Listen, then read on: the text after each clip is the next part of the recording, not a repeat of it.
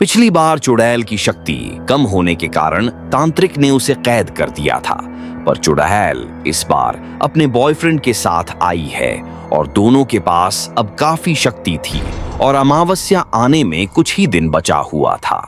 इस बार तो मुझे शक्तिशाली होने से कोई नहीं रोक सकता। अब मैं 100 लोगों की बलि चढ़ाकर इस दुनिया की सबसे शक्तिशाली चुड़ैल बन जाऊंगी। रात होते ही चुड़ैल शिकार पर निकलती है।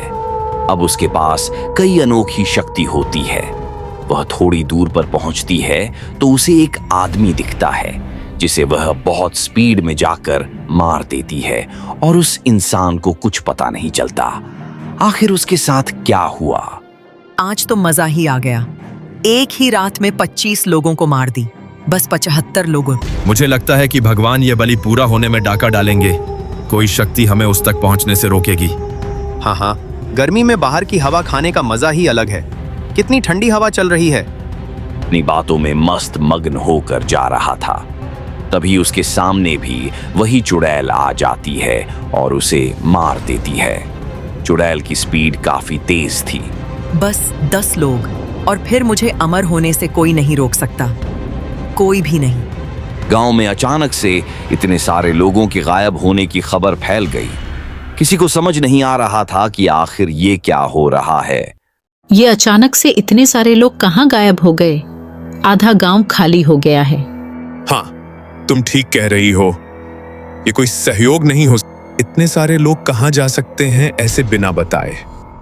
बेटा, वो आ चुकी है, सबको मार डालेगी। अगर हमने कुछ जल्दी नहीं किया तो गांव में कोई नहीं बचेगा। और परसों के दिन अमावस्या है, वह पता नहीं अमावस्या की रात क्या करेगी। हमारे पास अब एक ही रास्ता बचा है, तांत्रिक बाबा को बुलाना। अब वही कुछ करेंगे। पिछली बार भी उन्होंने हमें इस महामारी से बचाए थे। गांव वालों ने तांत्रिक बाबा को बुलाने का सोचा। अगले दिन तांत्रिक आता है और बोलता है, अब उस चुड़ैल के पास बहुत सारी शक्ति है और इस बार वह अकेले नहीं है बल्कि एक और प्रेत उसके साथ है। मैं उन दोनों से अकेले नहीं लड़ सकता। पास वाले गांव ब्रह्मापुर में एक बाबा रहते हैं। तुम लोगों को उन्हें कल ही बुलाना होगा।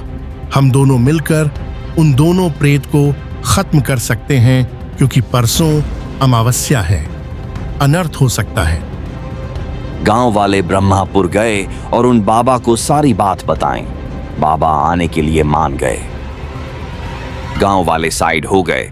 दोनों बाबा ने मंत्र पढ़ा और तभी वहां पर दोनों प्रेत आ जाते हैं और उन दोनों बाबा ने मिलकर अपनी शक्तियों से उन दोनों प्रेत को खत्म कर दिए और गांव को एक बार और महामारी से बचा लिए।